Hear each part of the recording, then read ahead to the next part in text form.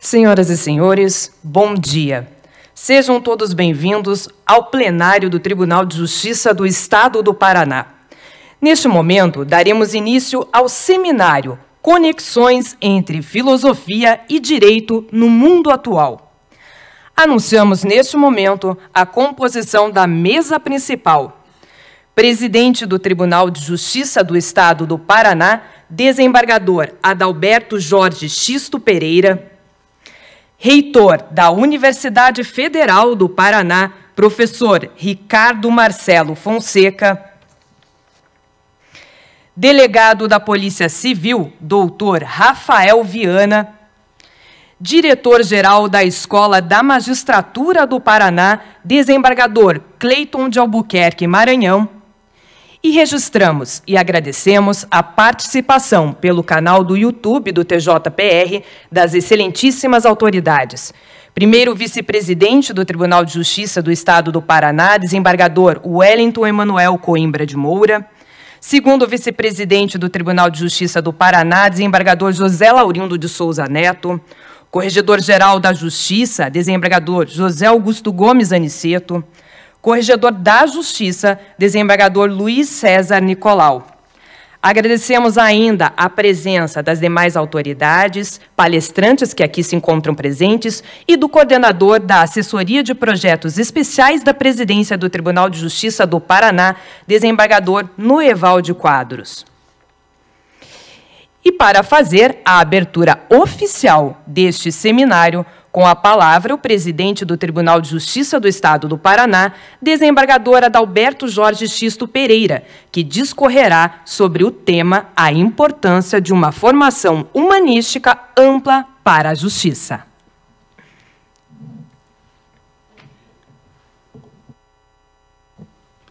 Muito bom dia a todos. Eu, em primeiro lugar, quero cumprimentar o excelentíssimo senhor reitor da Universidade Federal do Paraná, professor Ricardo Marcelo Fonseca, nosso querido amigo, dizer que é um imenso prazer tê-lo conosco nesta manhã e também que o Tribunal de Justiça do Estado do Paraná, além do respeito que devota pela Universidade Federal do Paraná, quer dizer que a nossa Corte sempre está à disposição para as atividades que se fizerem necessárias, principalmente as atividades acadêmicas. Muito obrigado, professor Ricardo, pela sua presença. Quero também cumprimentar o diretor da Escola da Magistratura do Paraná, o desembargador Cleiton de Albuquerque Maranhão, querido amigo, também presente, dizer que é uma honra tê-lo conosco. Quero parabenizá-lo pelo brilhante trabalho que Vossa Excelência vem desenvolvendo na nossa escola que é referência em nível nacional. Escola que outrora já recebeu, inclusive, o selo ouro da Escola Nacional da Magistratura. Muito obrigado da sua presença, desembargador Cleiton Maranhão. Quero também cumprimentar o doutor Rafael Ferreira Viana, que é delegado da Polícia Civil e também professor de Direito e agora também será de Filosofia. Prazer muito grande tê-lo conosco. Dizer também do nosso respeito pela Polícia Civil do Estado do Paraná. E na sua pessoa também quero cumprimentar o nosso diretor-geral da Polícia Civil, o doutor Brockenbach. Seja muito bem-vindo. Também quero cumprimentar o desembargador Noevalde Quadros, que é hoje assessor especial de projetos da presidência, é um querido amigo, desembargador Noevalde, coordenador também deste evento, juntamente com o doutor Rafael. Desembargador Noevalde, que eu disse antes da abertura, dizia ao professor Ricardo, que é um amigo. Conheci o desembargador Noevalde ainda quando exercia o cargo de promotor de justiça, isso em 1989. E desde então, o desembargador Noevalde dizia para eu integrar a magistratura, fazer um novo concurso para a magistratura, e assim eu fiz em 1990, iniciei na magistratura. E hoje tenho a honra, a elevada honra de estar trabalhando com ele na presidência do tribunal. É um amigo, é um confidente, é uma pessoa com espírito elevadíssimo. A minha gratidão a você, Noevalde, querido amigo. Quero também cumprimentar todos aqueles que estarão conosco no dia de hoje, alguns aqui presentes também, que discorrerão diversos temas da filosofia e do direito. Dr. Rodrigo Xavier Leonardo, que está aqui à minha esquerda, um prazer muito grande tê-lo conosco. Dr. Rodrigo, seja muito bem-vindo. Dr. Rodrigo Brandão, também aqui à minha direita, uma honra imensa tê-lo conosco. Dr. Maurício Ditcher, Dr. Breno Rax, o Dr. Gerard Marcon Barth, pronunciei certo, Gerard, que está aqui à nossa direita também, filósofo e jurista, uma imensa satisfação em recebê-lo aqui no nosso tribunal. E também o Dr. Rodrigo Amaral, que é o juiz auxiliar da presidência, que se faz presente aqui na plateia. Também todos os servidores que nos dão apoio para a realização deste evento. Professor Ricardo, eu disse no início, né, que já pedia de antemão escusas, porque efetivamente eu não sou jurista, como colocaram no folder, também não sou filósofo, né, mas fui convidado com muita honra pelo Dr. Rafael, que é meu genro, fui convidado para fazer a abertura deste evento. Então, não poderia me furtar de tecer algumas considerações, e eu fiz por escrito, e vou lê-las, né? Mas pedindo, desde logo, aos senhores que são especialistas e estudiosos da filosofia, do direito, eu me considero apenas um magistrado trabalhador, um magistrado, como dizem hoje na gíria, um magistrado de raiz. Então, receba o meu abraço e meu pedido de desculpa se o que eu vou falar não está à altura da capacidade jurídica, intelectual e filosófica dos senhores. Eu quero dizer que, na condição de anfitrião, quero agradecer à Universidade Federal do Paraná e à Escola da Magistratura do Paraná, respectivamente, nas pessoas do reitor, Dr. Ricardo Marcelo Fonseca, e do diretor-geral, desembargador Cleito Maranhão, pela realização deste importante seminário. Como saber racional, sistemático, metódico, causal e lógico, que se revela pela constante preocupação com o tratamento que se confere ao ser humano, a filosofia contribui muito para o pleno desenvolvimento da ciência do direito e também para a sua aplicação prática cotidiana. Nesse campo, a denominada filosofia jurídica procura estudar a conceituação do direito para explicar causas determinantes de sua transformação no espaço e no tempo em relação aos demais elementos sociais. É extremamente salutar, assim, que todos nós, operadores do direito, tenhamos algumas vezes a oportunidade de parar para uma reflexão acerca da aplicação prática que fazemos da ciência do direito. E esse seminário, hoje tão bem conduzido por ambas as instituições, Universidade Federal do Paraná e Escola da Magistratura do Paraná, nos proporciona uma dessas valiosas oportunidades. Sua realização, por isso, engrandece este Tribunal de Justiça como poder do Estado e também, em particular, os dedicados magistrados desta terra das araucárias. Feito esse primeiro registro, me coube tecer breves considerações sobre o seguinte tema: a importância de uma formação humanística ampla para o jurista.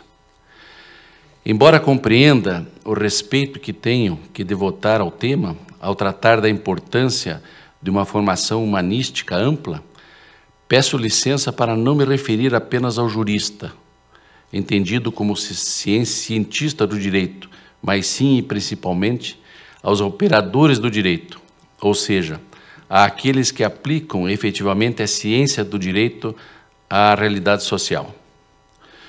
No âmbito das minhas limitações, como eu disse no início, procurarei dividir essa rápida exposição em 3 partes. Na primeira, pretendo abordar as características da sociedade contemporânea. Na segunda, quero falar a respeito do papel do operador do direito, notadamente do magistrado, no âmbito dessa sociedade. E, por último, vou tratar da formação humanística necessária para que o operador do direito, principalmente o magistrado, possa satisfatoriamente desempenhar o seu papel na realidade social em que vivemos. Pois bem, da sociedade contemporânea. Com relação à sociedade, cada época da humanidade se caracterizou por condições e situações específicas que permearam as relações de poder entre as pessoas e o Estado. Atualmente, como bem observou o sociólogo polonês Zygmunt Bauman, passamos da modernidade sólida para a denominada modernidade líquida. A primeira estava associada aos conceitos de comunidade e laços de identificação entre as pessoas, o que gerava uma situação de perenidade e a sensação de segurança. Na era sólida, os valores se transformavam em ritmo lento e previsível.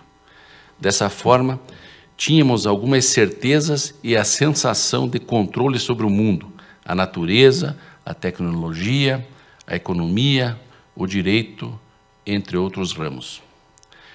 Determinados acontecimentos da segunda metade do século XX, como a instabilidade econômica mundial, o surgimento de novas tecnologias e, principalmente, a globalização, contribuíram para a perda da ideia de controle sobre os processos do mundo, gerando incerteza quanto à nossa capacidade de nos adequar aos novos padrões sociais, que se liquefazem e mudam de maneira constante.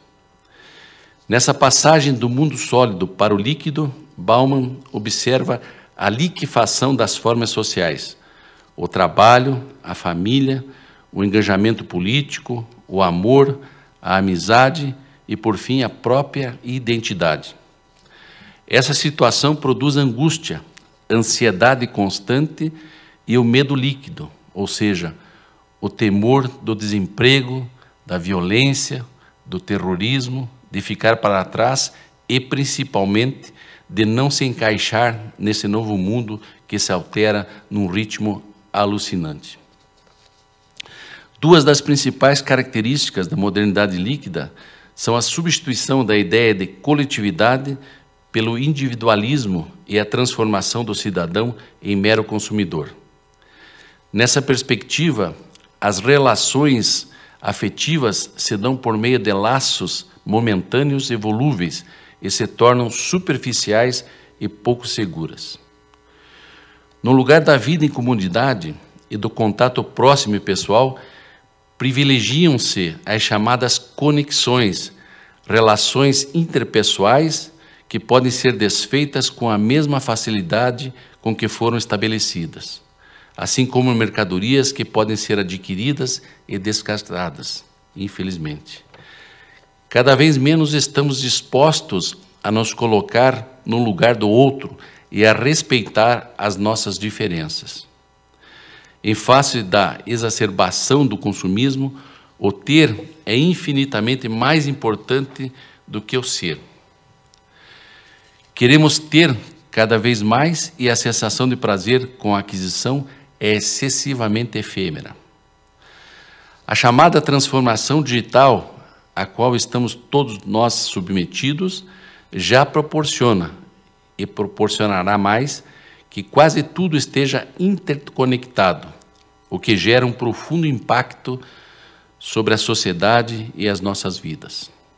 Tudo está cada vez mais rápido e o volume de informações a que as pessoas são submetidas dia a dia é avassalador e não para de crescer. Estudos mostram que o volume de dados vem duplicando no mundo a cada 18 meses. Essa é a nova realidade social do mundo contemporâneo e os sistemas jurídico e judicial precisam se adaptar a esse novo modelo. Mas já temos a certeza de que não conseguirão fazê-lo sem a necessária interdisciplinariedade com outras áreas do conhecimento. Do papel do operador do direito, notadamente do magistrado na modernidade líquida. Embora estejamos num evento que trata da conexão entre filosofia e direito, preciso deixar claro que não sou, como eu disse no início, estudioso da filosofia. Também não domino a sociologia. Sou apenas, como eu disse, um magistrado que atua em uma corte estadual. Como eu disse, professor Ricardo, um magistrado de raiz, né? Nessa perspectiva, sempre me pergunto, qual é o meu papel como magistrado? Certamente, o meu papel, como o papel de todos os magistrados, é o de decidir os casos que nos são apresentados, indicando a norma legal pela qual essa solução será revelada. Mas será que isso é tudo que pode ser dito a respeito da atividade do magistrado? Quais são os critérios para averiguar a qualidade do nosso trabalho como magistrados no momento histórico em que vivemos? Certamente essa qualidade não deve ser baseada apenas na eficiência da nossa escrita. Também não deve ser na quantidade de doutrina e de jurisprudência que nos utilizamos em nossas decisões. Mas qual então é esse critério? Novamente eu me pergunto, qual é o nosso papel?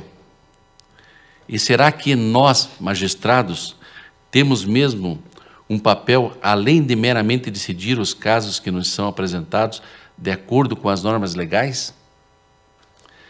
Essas questões me preocupam diariamente desde o momento em que adentro em meu gabinete e passo a analisar os casos que me são apresentados.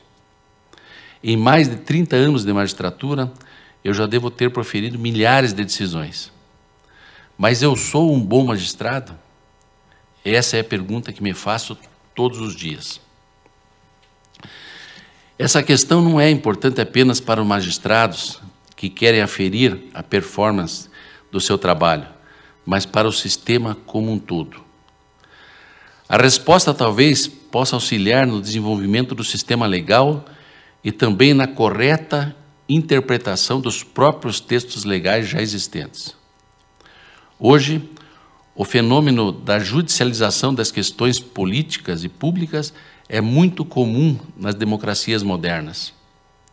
Como nós, magistrados, então, podemos resolver esse problema, levando em conta sempre o aspecto legal? E aqui eu gostaria de...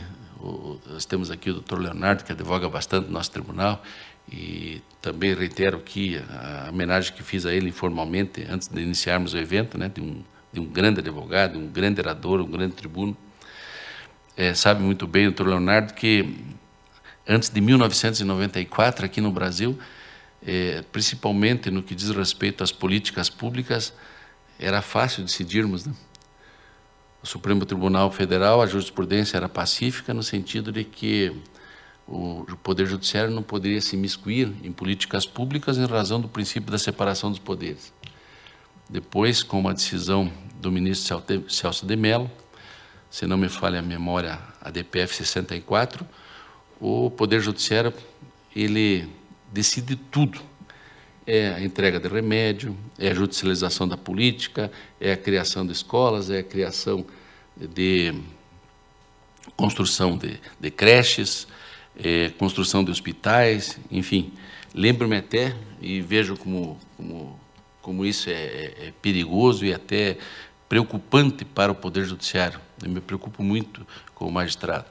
Lembro-me que, antes de assumir a presidência, uma das últimas decisões que proferi, antes de ir para a presidência, eu era titular da 5ª Câmara Civil, aqui do Tribunal de Justiça, cuja matéria de especialização é o direito público.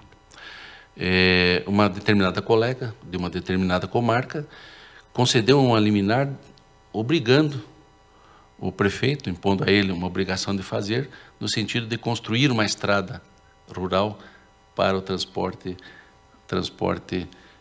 de estudantes, né? Então vejam, e eu concedi o efeito suspensivo, depois não sei como a Câmara acabou julgando o mérito deste recurso, mas para que os senhores tenham a ideia, a atividade difícil hoje do magistrado, né? Porque o magistrado, nessa posição específica, e por isso eu concedi o efeito suspensivo, até para analisar melhor a questão adiante, por vezes, se não cuidarmos, o magistrado ele está fazendo, às vezes, do administrador. Isso é muito preocupante, porque eu tenho dito sempre, o judiciário ele não foi idealizado para resolver o problema do presente e projetar normas abstratas para o futuro. O judiciário ele foi idealizado para resolver o passado, o que aconteceu. Administrar o presente é a tarefa constitucional do Poder Executivo e ditar normas para o futuro do Legislativo. Então, essa é uma situação que me preocupa como magistrado a todo dia, inclusive quando me depara hoje na presidência do tribunal com pedidos de suspensão de liminares. Mas prossigo. Como nós, magistrados, então, faço de novo a pergunta, podemos resolver esse problema, levando em conta sempre o aspecto legal? Todas essas questões não são novas. Na verdade, elas são tão velhas quanto o ofício de julgar. Algumas vezes são colocadas no centro do debate público. Outras vezes estão à margem desse debate. É tempo, entretanto, de revisitar essas questões que se aplicam a todos os operadores do direito e não apenas aos magistrados. Na minha visão, para bem decidir os casos que lhes são apresentados, o magistrado deve estar atento para preencher as lacunas que aparecem entre o texto legislativo e a realidade social. Ao fazer isso, há uma parceria com o legislador na criação da norma jurídica. Na condição de parceiro, contudo, o magistrado deve cuidar para se ater à moldura estabelecida pela norma legal e também para manter a coerência do sistema como um todo. Esse é o maior problema. Esse é o maior problema. O magistrado estar atento à realidade social, mas também manter a coerência do sistema como um todo. Esse exemplo que eu disse anteriormente, um caso concreto que me foi submetido, é uma incoerência do sistema. O magistrado tem que cuidar muito com isso, a meu sentir, embora, claro, a minha visão ela está sujeita a críticas e até a não entendimento em caso concreto. Mas continua. A interpretação de uma norma, por óbvio, afeta a interpretação de todo o sistema normativo. Um sistema legal não pode ser considerado uma confederação de leis. As normas legais e os princípios constituem um sistema cujas diferentes partes estão fortemente ligadas.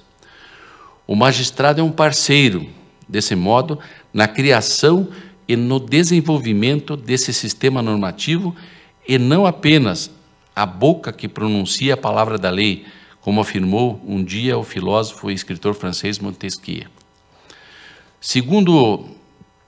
O segundo maior papel do magistrado é o de proteger a Constituição e a democracia. Na minha opinião, todos os poderes do Estado, incluindo o judiciário, devem usar esse poder estatal para garantir e proteger a Constituição e a democracia. O judiciário e cada um de seus juízes deve salvaguardar tanto a democracia formal quanto a substancial, ou seja, é preciso preservar as regras e os ritos democráticos positivados no ordenamento jurídico.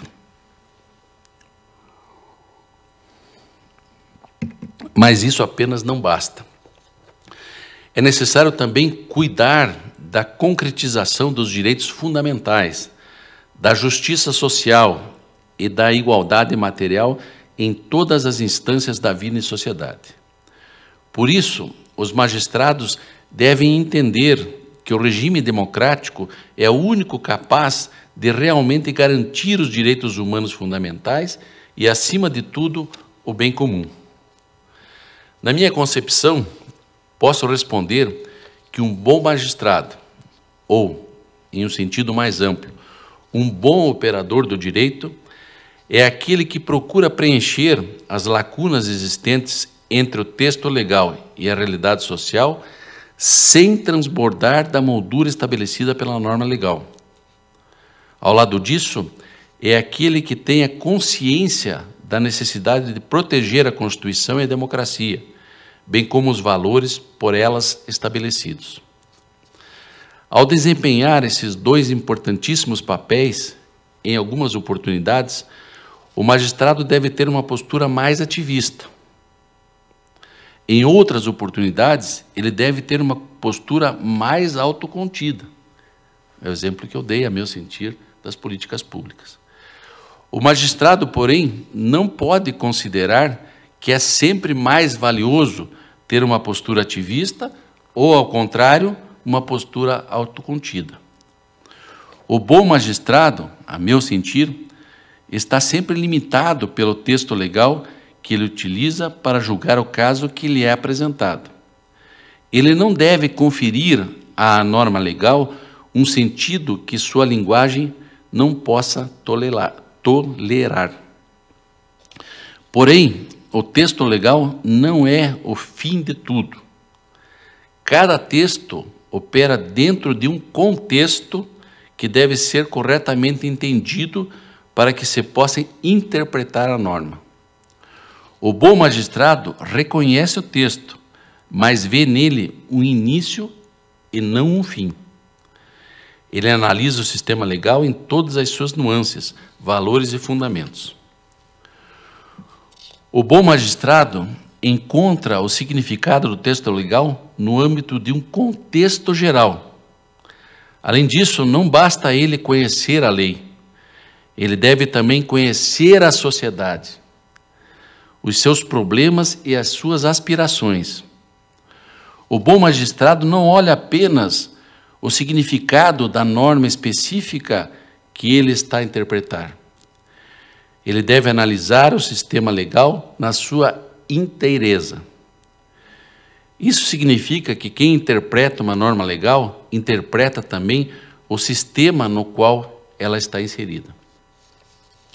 Certamente há graus na qualidade do ato de julgar. Todos os magistrados, contudo, devem aspirar o mais alto nível nos seus julgamentos. Para mim, e isso é uma tarefa extremamente difícil aqui no Brasil, né? Certa feita eu fui entrevistado por uma revista, até me ligou, quando leu essa entrevista, um ministro do Superior Tribunal de Justiça, ministro Paciornik, e chamou a atenção uma resposta que eu proferi. Em determinado momento dessa resposta eu disse, né, se nós trouxermos aqui para o Brasil um magistrado estrangeiro, um magistrado alemão, até um magistrado americano, norte-americano, e deixarmos ele numa vara da Fazenda Pública aqui em Curitiba, não digo em São Paulo, ou numa vara civil aqui em Curitiba e não em São Paulo, ou numa vara criminal aqui em Curitiba e não em Minas Gerais, por exemplo, em Belo Horizonte, certamente em um mês ele estará com tratamento, ou terá que ser submetido a um tratamento psiquiátrico, né?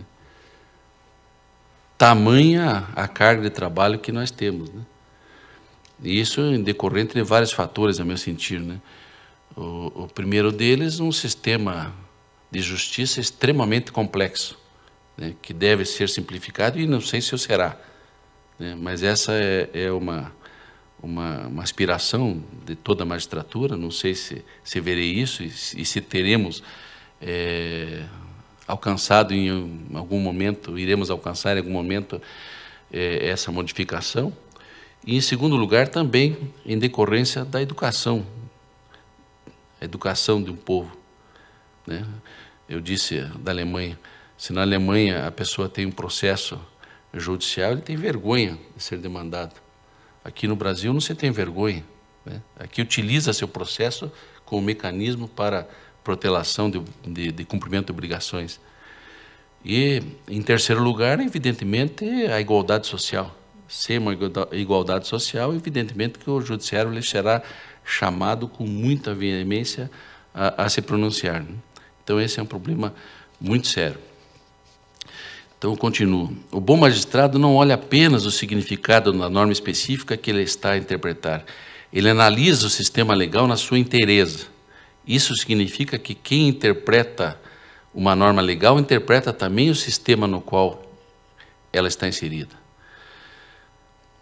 Para mim, os bons magistrados não são pessoas de extremos, do tudo ou nada.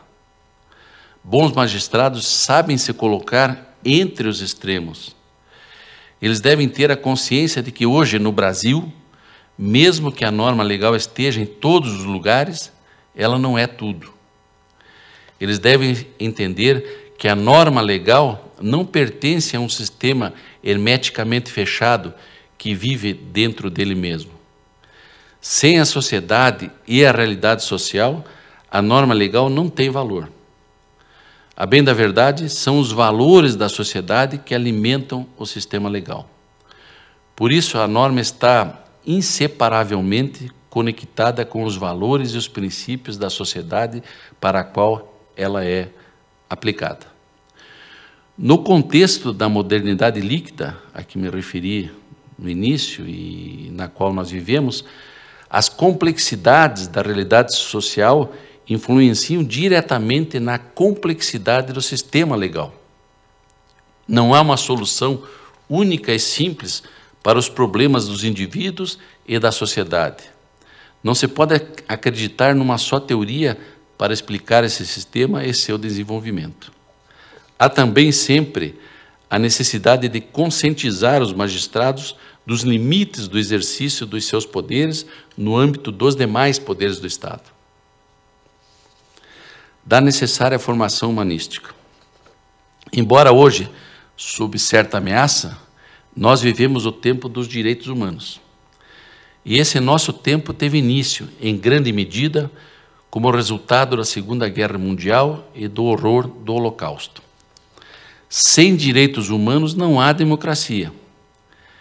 Ela perde a sua alma e se torna vazia. Todos os operadores do direito, principalmente os magistrados, têm que entender que o sistema judiciário é o último guardião dos direitos humanos e da sociedade como um todo. Os direitos do ser humano, entretanto, não são absolutos. Eles devem ceder muitas vezes às necessidades da vida em sociedade.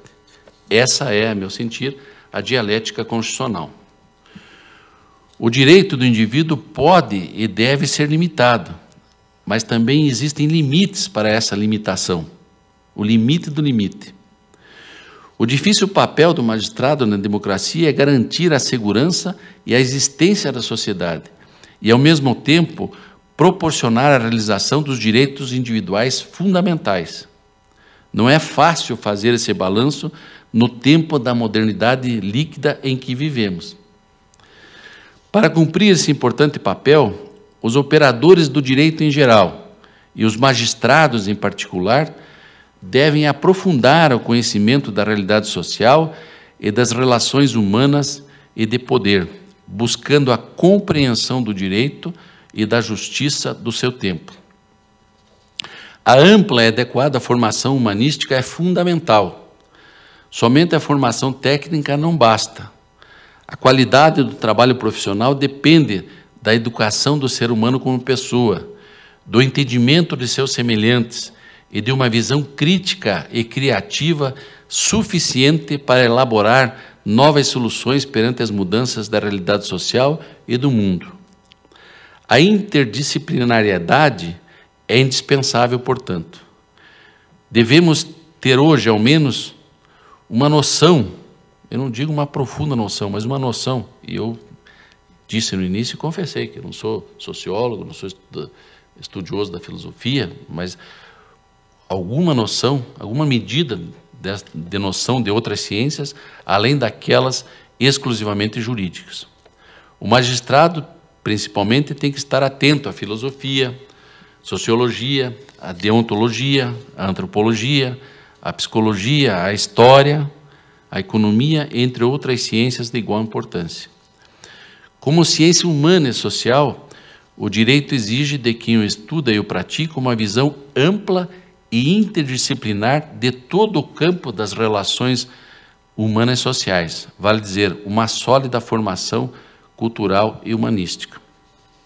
Como bem observou o magistrado paulista, que foi presidente, inclusive, do Tribunal de Justiça de São Paulo, desembargador José Renato Nalini, é inadmissível o juiz distante em seu gabinete como se desvinculado da sociedade.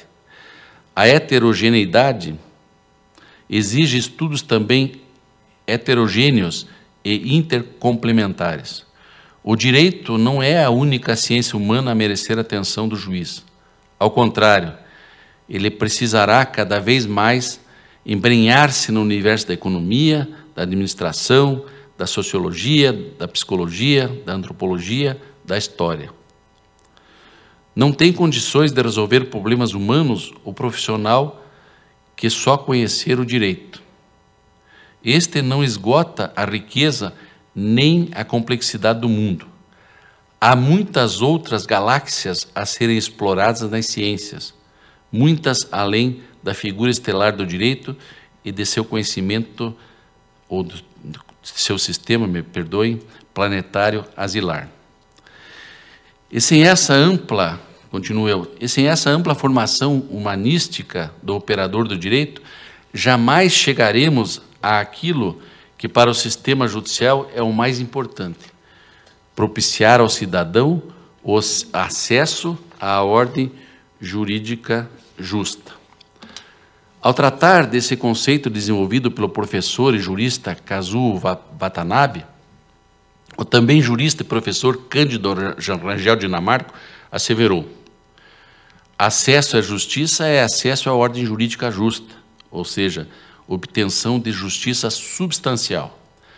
Não obtém justiça substancial quem não consegue sequer o exame de suas pretensões pelo Poder Judiciário e também quem recebe soluções atrasadas ou mal formuladas para as suas pretensões, ou soluções que não melhorem efetivamente a vida em relação ao bem pretendido. Todas as garantias integrantes da tutela constitucional do processo convergem a essa promessa síntese, que é a garantia do acesso à justiça, assim compreendido. E continuo eu. Para finalizar, quero dizer que é difícil ser um magistrado. É mais difícil ainda ser um bom magistrado.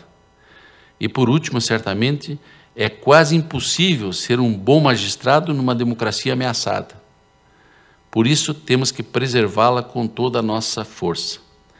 Essa conclusão também se aplica aos demais operadores do direito. Apesar disso, todos nós devemos continuar o nosso caminho de acordo com a nossa consciência, sabedores de que temos um norte verdadeiro a nos guiar, composto pelos valores e princípios fundamentais da nossa democracia constitucional. Uma árdua responsabilidade pesa sobre os nossos ombros, mas mesmo em tempos difíceis, temos que confiar na nossa capacidade de continuar avançando na busca do bem comum. Eu encaro a minha profissão de magistrado como uma missão. Julgar não é um emprego, é uma escolha de vida. Muito obrigado.